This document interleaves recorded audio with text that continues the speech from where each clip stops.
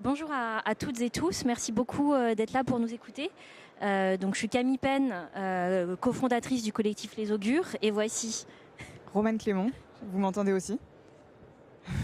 Ok, parce que moi je m'entends pas.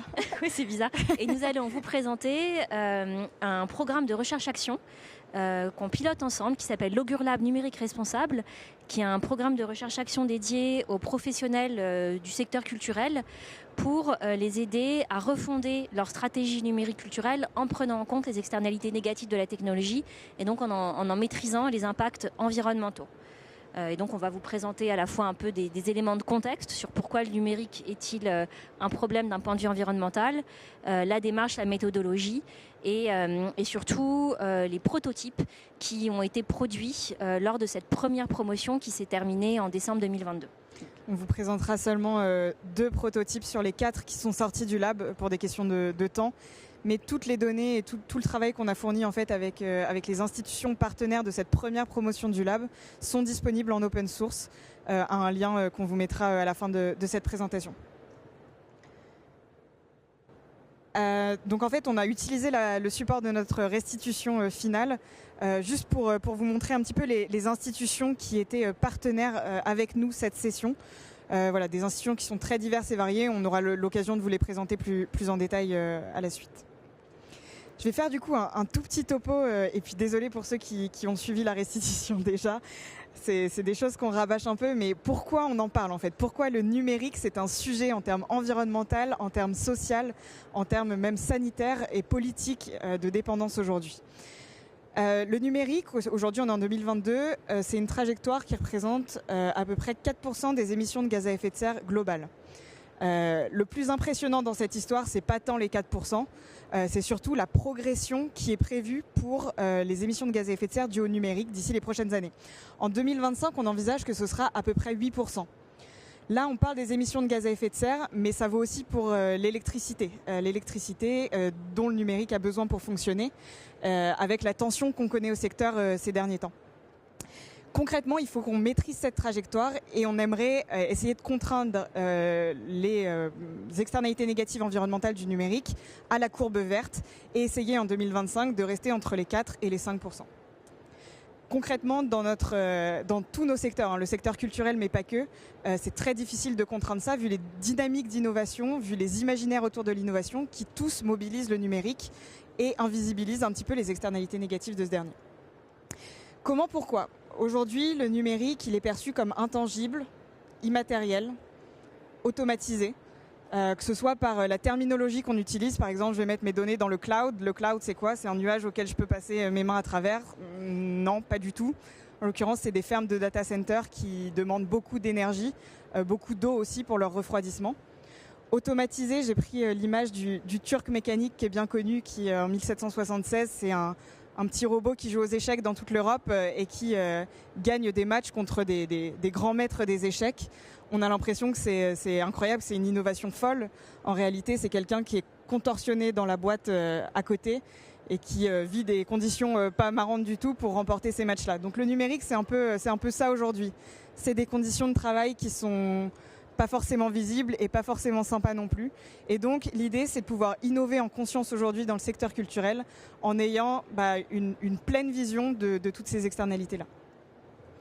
Je parlais de consommation d'électricité tout à l'heure. Le rond noir que vous voyez au milieu de ce cercle, c'est la part du numérique aujourd'hui en consommation totale d'électricité. Donc c'est 56,5 TWh en 2015 et surtout une augmentation envisagée de plus 25% en 2030. Aujourd'hui, la répartition des émissions de gaz à effet de serre du numérique, elle diffère. En France, c'est les terminaux à 83% et les usages à 17%. Dans le monde, c'est une répartition qui est bien différente. C'est les terminaux à 44% et les usages à 56%. Pourquoi? Pour la simple et bonne raison qu'aujourd'hui, on a une énergie qui est une électricité qui est très décarbonée en France, avec notamment le nucléaire. Et donc, une concentration des efforts qui doit être faite sur la maîtrise des terminaux, c'est-à-dire le téléphone que j'ai dans ma poche, l'ordinateur que vous avez sur vos genoux et les dispositifs qui sont globalement pour le secteur culturel déployés aujourd'hui.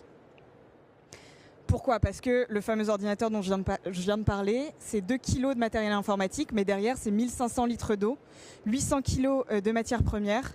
240 kg de combustible fossile et 22 kg de produits chimiques. On aime bien mettre cette image qui montre un peu une mine, en fait.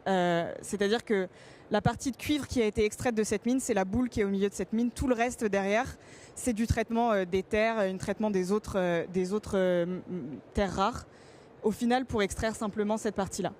Donc on a un gros enjeu au niveau des matériaux aujourd'hui, et dire qu'on peut innover et aller dans le numérique sans avoir ces matériaux, que ce soit tous les casques de réalité virtuelle qu'on voit sur le salon, ceux qui sont dans les musées, ceux qui sont chez les gens et qui ont vocation à se développer de plus en plus vite, c'est quelque chose qui a un coût environnemental monstrueux, et surtout c'est un investissement qu'on aujourd'hui peut pas faire en se disant c'est un investissement sur le long terme. En fait, on va pas pouvoir les construire ad vitam aeternam parce qu'on aura tout simplement pas suffisamment de terres rares, ou alors pas suffisamment d'énergie pour aller miner ces terres rares. Donc là, je parle beaucoup d'électricité et de gaz à effet de serre, mais le numérique, c'est un enjeu qui est bien plus complexe et bien plus large. C'est aussi bien le maintien des zones forestières, la consommation des ressources abiotiques, comme je viens d'en parler, la consommation d'eau, la préservation de la biodiversité, mais c'est aussi des questions de soutenir le lien social, d'améliorer les conditions de travail, de respecter les expériences utilisateurs, de préserver l'attention cognitive des utilisateurs. Aujourd'hui, on a suffisamment d'études qui nous montrent que l'attention cognitive qui est retenue par nos différents dispositifs est considérable. Et du coup, est-ce qu'on a envie de s'engager encore plus dans cette voie, ou est-ce qu'on a envie d'aller un petit peu essayer de trouver des alternatives côté sobriété et low-tech? C'est la question qu'on pose. Et du coup, une fois qu'on comprend mieux les empreintes du monde numérique, les promesses des technologies comme les médiations tout numériques, la réalité virtuelle augmentée, les NFT ou les métaverses apparaissent un peu moins évidentes.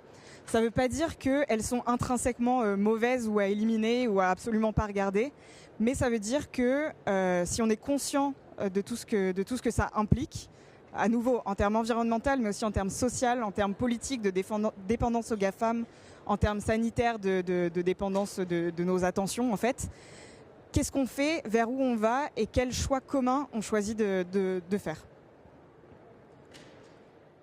Je donne la parole du coup à Camille pour la partie la culture dans tout ça. Merci. Alors vous avez compris que le numérique est un enjeu pour la transition écologique, que nos usages numériques sont carbonés et consomment aussi des ressources abiotiques, des ressources rares. Mais et la culture dans tout ça, pourquoi est-elle concernée? Pourquoi le secteur culturel en tant que secteur professionnel doit-il se préoccuper de numérique responsable? Alors d'abord parce que si on regarde, et là je m'appuie sur les données du Shift Project, que vous connaissez peut-être, qui est le think tank de Jean Covici et qui a produit une étude Décarbonons la culture, qui a produit une analyse de données qui met en exergue les principaux impacts du secteur culturel. Et ben, il apparaît que le numérique est une des principales causes d'émissions de gaz à effet de serre du secteur culturel, après les mobilités des publics, après bien sûr les consommations énergétiques des bâtiments, mais ensuite vient le numérique. Et en plus, comme l'a expliqué Romane, c'est un impact qui va croissant puisque nos usages numériques, notre production de terminaux numériques va croissant. Donc c'est un sujet. Et puis si on se penche un petit peu sur la répartition de la bande passante du web, c'est des chiffres qui datent de 2019, on voit, vous voyez le camembert, comment il est réparti entre, il y a un morceau pour Netflix, un morceau pour les tubes, c'est-à-dire YouTube et toutes les autres plateformes de vidéo, une part de camembert pour PlayStation, Xbox, tout ce qui est gaming, une part importante pour la pornographie, qui, ça se discute si c'est de la culture ou pas, et tout le reste de la VOD. En gros, la culture mobilise une part très importante de la bande passante du web. Alors vous allez me dire, oui justement, Romane vient de nous expliquer que c'est pas les data le problème, que c'est plutôt les terminaux et leur consommation de ressources abiotiques et tout ce que ça crée comme impact sur nos ressources, nos environnements. Et alors en fait c'est que justement il y a une interconnexion très forte et surtout dans la culture entre les usages, la consommation de données et les terminaux. Il y a un effet d'entraînement entre usage et infrastructure. Les effets d'usage créent une tension sur les infrastructures et le matériel qui permettent de nouvelles offres, typiquement des contenus en 4K, appellent de nouveaux téléviseurs, qui appellent de nouveaux contenus, on est dans cette course au format, dans cette course à des matériels de plus en plus sophistiqués qui appellent des formats de plus en plus lourds. Donc la culture est au cœur finalement justement de ces enjeux numériques responsables et de cette tension sur les ressources. Et on se trouve dans une situation aujourd'hui, nous, professionnels de la culture, j'imagine que si vous êtes là, c'est sans doute que vous opérez dans un centre d'art, un musée peut-être, en tout cas un lieu de culture ou une structure culturelle. Vous vivez très bien cette tension accrue, cette injonction contradictoire entre à la fois une accélération des usages numériques, notamment dans le champ de la culture, à l'issue du confinement, qui paraît loin, mais encore aujourd'hui, finalement, nos pratiques culturelles ont été durablement modifiées et on se situe dans un paysage où la concurrence, c'est Netflix et tous les autres capteurs d'attention. Et il y a beaucoup d'argent public qui a été investi pour pousser la numérisation aussi des offres culturelles des institutions.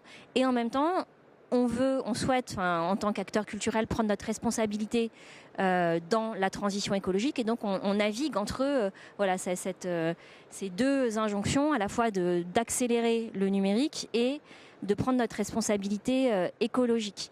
Et on mesure bien en plus les différents types d'impacts du numérique que Romane a rappelé, des impacts écologiques, mais aussi des impacts sociaux, notamment si on parle des plateformes GAFAM, des impacts aussi politiques qui menacent nos communs culturels, et puis enfin des impacts sanitaires, cognitifs sur des publics déjà surexposés. Et donc, ça fait émerger une problématique complexe, comment mettre le numérique au service de la culture et de la création tout en maîtrisant ses impacts négatifs.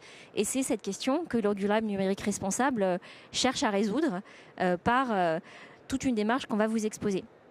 Alors quand on parle de numérique dans la culture, on a bien conscience qu'on couvre un périmètre extrêmement hétéroclite et une histoire qui s'écrit depuis les années 80 avec la première borne multimédia à la Cité des Sciences en 1986. Ensuite, les années 2000-2010 avec l'apparition de l'iPhone, l'ère des applications, des visites sur appli. Et puis aujourd'hui, de plus en plus, la tentation du Web3, les NFT, des créations, des expériences immersives et en tout cas une escalade de projets numériques, un empilement qui pourtant répondent toujours à la même promesse toujours réactualisée, non advenue, découvrir l'art autrement, inclure de nouveaux publics. Les promesses restent les mêmes, les projets s'empilent et le numérique, s'il nous est proposé comme une solution perpétuelle à tous les problèmes de la culture, semble pourtant ne pas les résoudre. Et donc nous, ce qu'on propose dans l'espace de l'Augur Lab, c'est justement de nouvelles postures pour interroger le numérique qui serait d'abord de ralentir, de mutualiser, de renoncer et aussi de revendiquer justement le fait qu'on va aborder le numérique autrement, avec une approche raisonnée et avec une stratégie numérique responsable qui inclut ses parties prenantes et qui peut-être comprend des renoncements à certains outils, à une surcommunication numérique qui implique de travailler ensemble en tant que secteur pour trouver des positions communes et qui implique aussi de renoncer à un rythme, à une surévénementialisation, une surcommunication et des effets waouh. Alors quelques photos qui vous donnent un petit aperçu de ce qu'est l'Augur Lab. Donc vous voyez des gens qui travaillent ensemble. C'est le premier point. Mince alors. Ça s'arrête pas là. Ah voilà. Donc on va rentrer dans le détail de ce qu'est l'Augur Lab numérique responsable. Mais avant ça, on s'est présenté très rapidement d'emblée, mais on va revenir un tout petit peu plus sur qui on est et pourquoi on travaille ensemble. Donc, je vous l'ai dit, moi je suis cofondatrice du collectif Les Augures, qui est aussi une association qui a été fondée en 2021 pour accompagner les acteurs du secteur culturel dans leur transition écologique, leur capacité d'adaptation et d'innovation. On est 4 expertes consultantes qui travaillons avec des centres d'art, des musées, des acteurs aussi du spectacle vivant, des acteurs publics, donc par exemple le Centre national des arts plastiques, l'Orchestre national d'Île-de-France, le Palais de Tokyo. Et on a à cœur de créer des labs qui sont des espaces de travail collectif sur les gros sujets de la transition pour le secteur culturel, notamment la scénographie, notamment le numérique responsable. Et pour renforcer notre expertise sur ce sujet, on s'est associé à des grands experts du sujet du numérique responsable, le studio Control-S. Et du coup, je suis cofondatrice du studio Control-S, avec notamment Florian qui est dans la salle et qui aura l'occasion d'intervenir à la prochaine table ronde sur technologie immersive et impact environnemental. On se définit comme un studio de design et d'innovation pour un numérique responsable, donc initialement pas du tout simplement dans le secteur culturel. On balaye tous les secteurs, on a des typologies de clients très différentes, d'organisations publiques, des entreprises, des écoles d'enseignement supérieur. Et l'idée, c'est qu'on va mener la formation, le conseil et la production très concrète par la pluridisciplinarité. Donc on mobilise aussi bien l'ingénierie, donc les parties très tech, que la sociologie et les sciences sociales, également beaucoup le design, on est une équipe de designers, et la stratégie, avec des références, comme vous pouvez le voir, très diverses, la SNCF, la NCT, Sciences Po, La Poste, Emmaüs Connect, pour ne citer que. Alors ça, on l'a dit qu'on s'était associés pour nos complémentarités d'expertise, de complémentarités de savoir-faire, de réseau, mais autour de convictions communes qui sont celles vraiment qui sont les valeurs autour desquelles est structuré le programme Augure Lab numérique responsable, qui sont que face à ces grands enjeux de la transition écologique, on peut se réunir, on peut débattre, on peut se former, mais nous, on est convaincus que c'est aussi par l'expérimentation, la recherche de solutions communes, le test de ces solutions qu'on va pouvoir avancer collectivement dans la résolution de ces enjeux qui sont d'aller vers la sobriété, mais une sobriété plutôt, en tout cas au service quand même de nos missions, de l'art, de la culture. On privilégie une approche collective et aussi une approche qui est fondée sur le partage. Vous le voyez, c'est en bas des slides, tout ce qui a été produit, tout ce qui sera produit dans le cadre de ce programme Augure Lab numérique responsable et sous licence Creative Commons. Alors l'équipe, en plus de Roman et moi qui sommes les pilotes du programme, on s'est appuyé donc sur tous nos collègues, notamment Florian ici présent, donc, qui interviendra dans la table ronde suivante, pour faire fonctionner, nourrir l'animation de ce lab. Alors qu'est-ce que c'est l'Augure Lab numérique responsable, c'est un programme qui a duré 8 mois.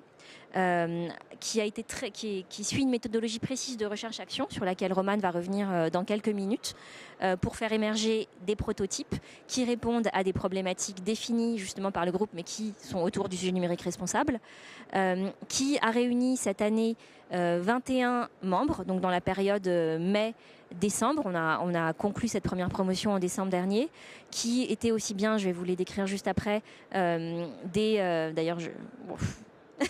des institutions, des territoires, des centres d'art, autour d'un programme commun collaboratif de recherche-action et autour d'une méthode nourrie du design, de la sociologie et l'étude des controverses. Alors pour ce qui est des 21 membres, il y avait le ministère de la Culture, qui est par ailleurs un soutien pour nous financier du programme, donc on les remercie. Des établissements publics comme le Musée d'Orsay, comme Universcience, comme la BNF, des centres d'art comme le Palais de Tokyo, des fondations privées comme Art Explora, comme Pinot, des structures financées par des collectivités comme le Palais des Beaux-Arts de Lille, le Musée des Beaux-Arts de Bordeaux.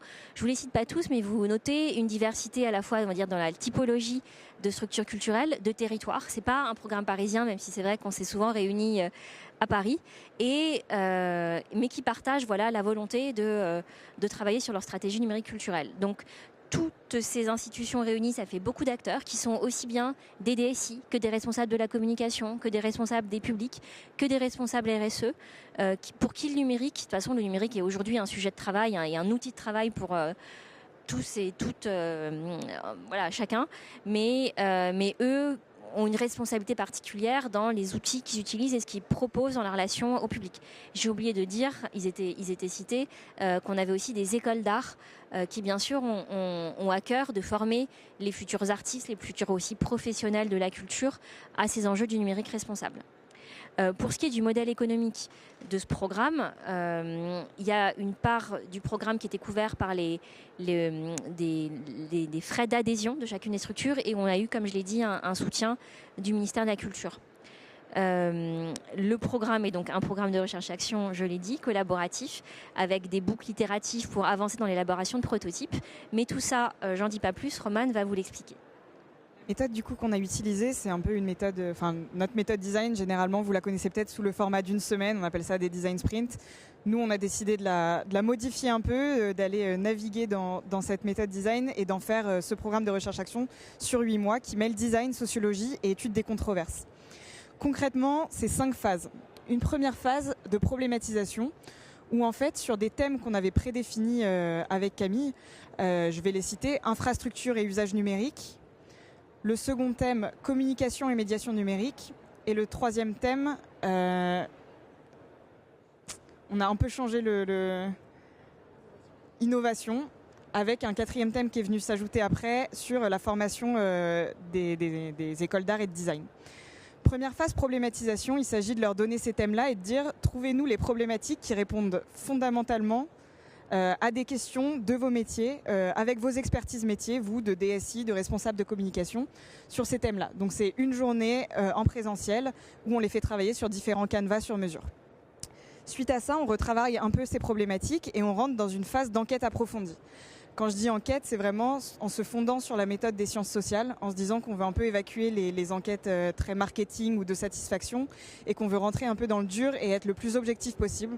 Donc c'est des entretiens semi-directifs, on en a mené près de 50 avec des professionnels, avec des publics. C'est également des lectures de rapports, des papiers académiques. Donc voilà, une diversité dans l'enquête qui a duré 3 mois. Ça nous amène à la phase d'idéation, où après avoir présenté à nos participants pendant une journée à nouveau les résultats de notre enquête, on leur demande de s'en saisir et de venir trouver des pistes de solutions, toujours en les guidant, toujours en les encadrant au sein d'ateliers qui sont conçus pour eux, vers ces pistes de solutions dont ils pourraient se saisir et surtout qu'on pourrait prototyper nous au sein du lab pour leur donner des premières choses auxquelles s'accrocher à la fin du programme pour commencer à agir fondamentalement pour le numérique responsable dans leurs institutions. Donc ça nous mène à la phase 4 qui est le prototypage de solutions. À partir de leurs problématiques, puis des solutions qu'ils ont imaginées, on va se lancer dans la concrétisation de ces projets, en faire des projets bêta qui peuvent être développés par la suite. Et une phase de restitution et d'essaimage qui est intervenue le 8 décembre dernier, le 8 décembre 2022, où au ministère de la Culture, on a pu présenter nos travaux à tout le monde, aux participants, mais aussi à des gens externes, au secteur culturel, mais même au-delà parfois, en ligne et en présentiel. Du coup, les 4 sujets initiaux ont mené aux 4 problématiques, ont mené aux 4 champs d'enquête, aux 4 pistes de solutions, aux 4 preuves de concept et aux 4 outils finaux. Aujourd'hui, on va vous présenter un petit peu ces outils finaux. Comme j'ai dit, on va en présenter 2 et pas 4, mais pour que vous voyez un petit peu ce qui peut ressortir de ce lab, ce qui peut ressortir de l'intelligence collective de ces institutions et de ces gens qu'on a mis ensemble, à qui on a donné un espace-temps pour réfléchir à ces problématiques de sobriété numérique et de numérique responsable. Ah oui, j'oublie. On a tout un espace sur lequel ils se sont réunis pendant ces 8 mois, qui est un espace dédié sur mesure, où on a un onglet informations importantes, un onglet pour se rappeler de la démarche, avoir un petit peu des éléments de communication, un onglet calendrier, un onglet trombinoscope, les comptes rendus de chacune de nos sessions, que ce soit en présentiel ou en visio, un espace de forum, un espace de ressources, qui est un espace en fait de veille où on met, dès qu'on voit quelque chose passer sur le sujet sobriété numérique et culture, on le met et ça donne quelque chose de très touffu dans lequel on peut aller puiser si on a besoin de ressources. Et un onglet administratif pour que les participants aient vraiment tout sur le même espace. Et du coup, on va vous présenter les prototypes de la problématique 1, donc infrastructure numérique, et les prototypes de la problématique 3, médiation numérique. Vous aurez accès à la fin au lien qui vous donne tous les prototypes et toutes les problématiques. Et je vais donner la parole à Camille pour le premier prototype, infrastructure numérique. Et je crois qu'il y a la problématique juste après. Voilà. D'accord. Alors, donc, comme on vous l'a dit, vraiment, le cœur de la proposition de ce programme de recherche-action, c'est de produire des outils dont peuvent s'emparer les professionnels, outils qui sont disponibles. On vous a mis les liens d'ailleurs, vous pouvez tout retrouver, où on le met à la fin de la présentation, pour que le secteur, c'est pas des outils qui sont parfaits, c'est des prototypes, ils ont été développés dans un temps très court, mais ils sont déjà opérationnels et ils répondent à des problématiques qui sont celles soulevées justement par les questions d'écologie et de numérique. Alors, le premier sujet, c'était la question des infrastructures numériques. Et la problématique posée par les participants du lab, c'était comment mettre en place des infrastructures numériques responsables dans le secteur culturel grâce au commun. Alors, vous l'avez compris à travers l'exposé qu'on vous a fait, le premier jalon d'une stratégie numérique responsable, que ce soit dans la culture ou pas dans la culture, c'est de prolonger au maximum la durée de vie des équipements, des terminaux. Il faut en acheter le moins possible, il faut en jeter le moins possible, et ce qu'on a, il faut en prendre soin et optimiser leur usage. Donc c'était finalement face à cette question du matériel qu'on se trouvait, auquel on a voulu répondre à travers du coup la production d'un outil qu'on a appelé ressourcerie numérique ouverte, qui est en fait une plateforme de prêt et de don de matériel numérique. Mais alors pas de matériel numérique type PC, mais de matériel numérique spécifique à la production d'expositions. Puisqu'il s'avère qu'il y a, que le don et le prêt de matériel informatique en France est très encadré par la loi. On ne peut pas le donner, surtout s'il vient d'acteurs publics. Il peut être donné qu'à des associations qui travaillent dans des champs particuliers, notamment celui de l'illettrisme ou en tout cas des associations du champ social. Donc ce don de matériel est déjà encadré. Mais en revanche, il n'y a pas de cadre et il n'y a pas de plateforme qui existe déjà pour donner une seconde vie ou pour optimiser l'usage de matériel type écran, projecteur, douche sonore. Donc ce qu'on a fait au sein du lab, c'était déjà de recenser le type de matériel qui pourrait être éligible et utile, de pouvoir se partager entre structures culturelles. Il faut se rendre compte qu'il y a une grande disparité aussi dans les équipements. C'est-à-dire que des structures comme Universcience ou comme le MUSEM, qui sont des très gros musées avec une équipe numérique où ils sont nombreux et qui produisent des expositions multimédia de haut niveau, ont beaucoup de matériel. Tandis que des musées peut-être qui sont peut-être moins tournés vers une pédagogie des publics, qui ont peut-être moins de budget aussi, qui sont peut-être moins soutenus ou qui ont moins de savoir-faire, d'expertise autour de la production d'expositions multimédia, vont être moins bien dotés à la fois en compétences et en matériel. Donc l'idée, c'est aussi de créer justement des mutualisations, des partages pour aussi, pourquoi pas, faire une forme de rééquilibrage de matériel.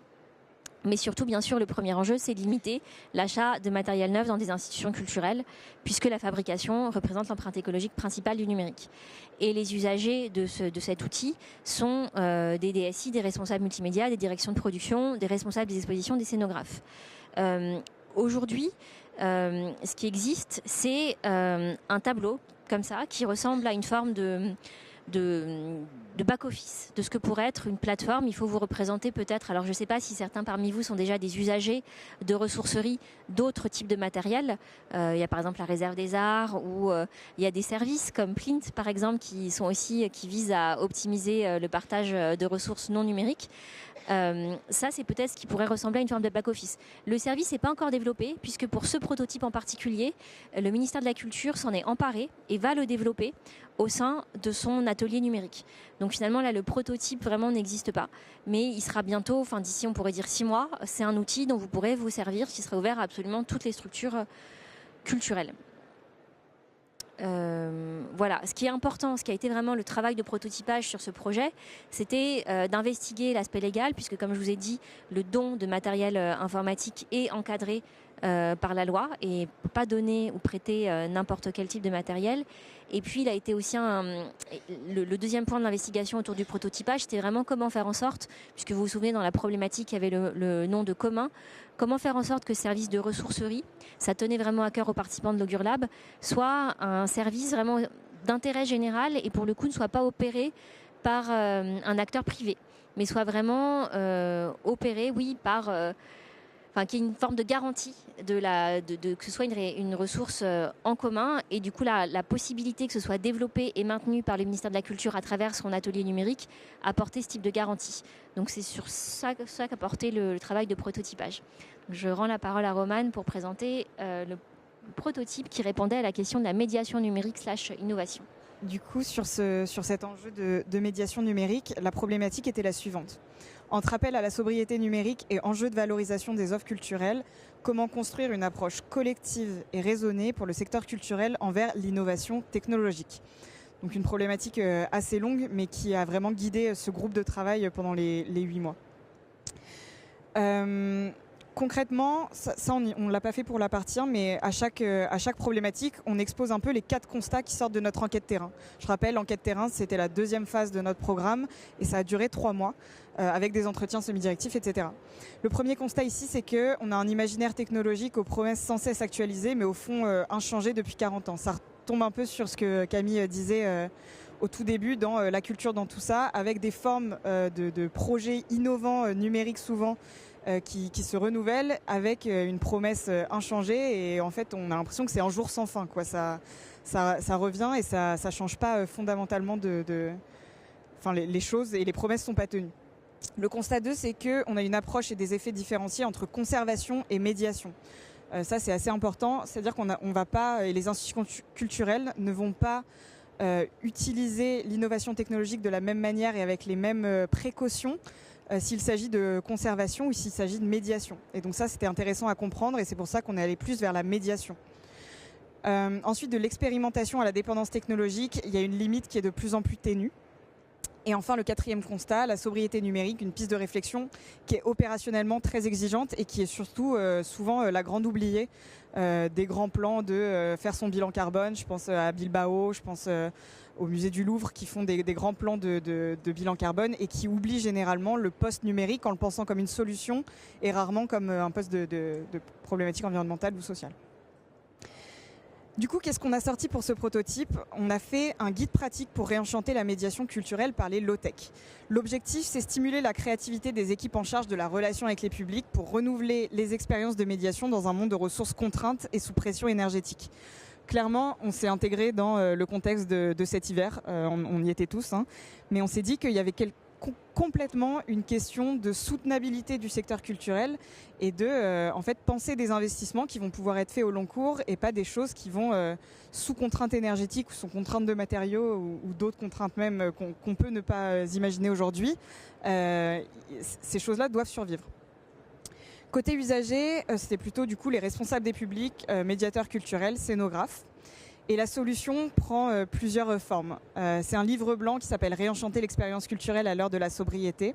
Mais c'est aussi des arbres de décision pour identifier les angles morts écologiques et sociaux des nouvelles technologies du Web 3 pour faire des choix d'innovation éclairés. On s'est rendu compte qu'en fait, il y avait beaucoup de je pense, on m'a dit que, qui au final ne reflétait pas la réalité et l'objectivité du Web 3 aujourd'hui, et qu'il fallait en saisir vraiment tous les aspects pour pouvoir faire des choix d'innovation éclairés, innover en conscience. Donc voilà une petite image un peu du guide pratique qui, de la même manière que tous les prototypes, est disponible de manière totale et inconditionnelle. On a également fait des affiches qui sont disponibles à l'impression en A3 sur NFT Metaverse et qui renvoient en fait à nos arbres de décision. Arbres de décision qui ressemblent à ça. Donc en fait c'est un petit prototype d'arbre de décision où on accède soit au côté NFT soit au côté Metaverse. Et en fait on va avoir une série de questions. Donc là par exemple si j'ai cliqué sur Metaverse, première question, y a-t-il pour vous une différence entre une expérience de VR et le Metaverse ? Si je clique sur non, en fait je vais avoir une fenêtre qui s'affiche pour un peu expliquer l'état de l'art, expliquer les angles morts qu'on a définis et qu'on a identifiés lors de nos enquêtes, et réussir en fait à expliquer aux professionnels de la culture et du secteur au sens large que ces innovations sont lourdes de conséquences et qu'il faut les comprendre avant de se lancer dedans. Donc voilà pour le prototype 3. À nouveau, toutes les ressources sont accessibles et partageables. Côté bilan, c'est un bilan très positif pour cette première édition du Lab. On a beaucoup de remerciements d'intervenants aussi qui sont venus sur les journées en présentiel ou sur les visios qu'on a organisées pendant ces 8 mois. Globalement, 84% des participants sont intéressés pour une deuxième édition, ce qui est très, très encourageant. On a des solutions qui sont actionnables, dont les participants et vous pouvez vous saisir dès maintenant pour vos opérations quotidiennes. On a cet espace-temps dédié pour parler des enjeux culturels, technologie et écologie, c'est-à-dire qu'on s'est rendu compte que les gens, au final, les participants se connaissent de près ou de loin, mais ils n'ont pas cet espace-temps qui leur est dédié, qui est encadré et qui est sous une méthode assez stricte pour réussir à accoucher de ces solutions. On a aussi un grand pan formation et montée en compétences qui a été salué. Une rationalisation des ressources grâce à la mise en commun. Concrètement, un lab, on est 21 institutions à mettre un ticket d'entrée. Forcément, c'est un investissement qui est moins important en termes de temps et en termes d'argent, avec derrière quand même des solutions et des prototypes qui sont assez conséquentes. Et puis une mise en réseau également permise par nos intervenants extérieurs qu'on remercie chaleureusement. Je pense à Samuel Valency du Shift Project, Landia Egal qui est dans la salle et qui va intervenir aux côtés de Florian pour la prochaine table ronde. mais aussi des personnes du ministère de la Culture, comme Nathalie Thépeau, Romain Bonenfant et Laurence Corrégnan, qui ont participé au CHEC, comité au... C'est le cycle des hautes études de la culture. C'est un cycle de formation du ministère de la Culture pour les hauts fonctionnaires de la culture ou les professionnels de la culture. Voilà. Et qui sont venus nous présenter du coup leur rapport.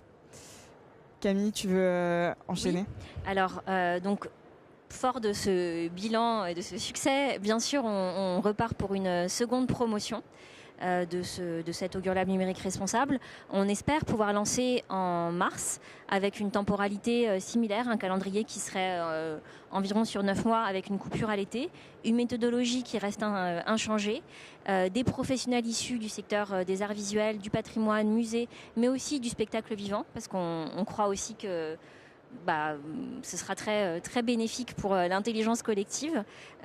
Toujours l'idée de mettre au cœur l'idée de prototyper.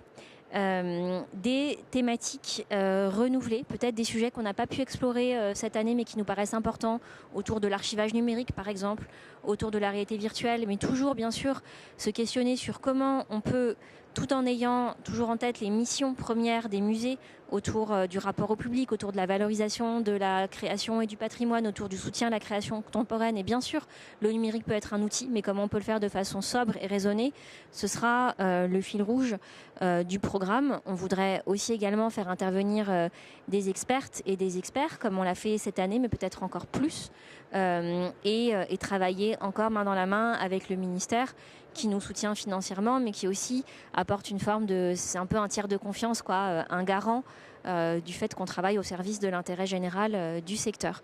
Donc on a distribué un peu partout, on a tracté des infos pour... vous pouvez flasher le QR code et laisser vos coordonnées si vous souhaitez être tenu informé de cette prochaine promotion et juste recevoir des infos. Hein, on ne va pas vous courir après plus que ça, vous serez tranquille, c'est juste voilà, pour être tenu informé.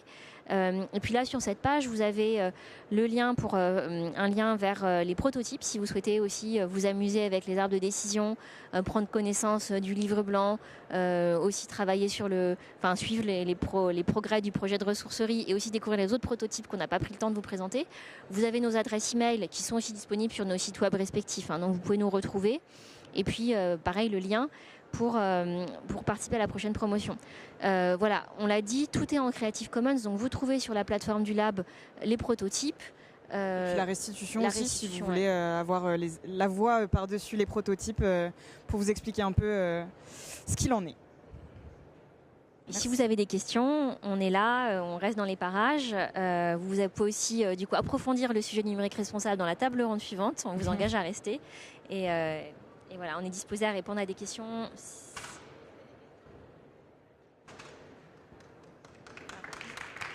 Merci beaucoup de votre attention.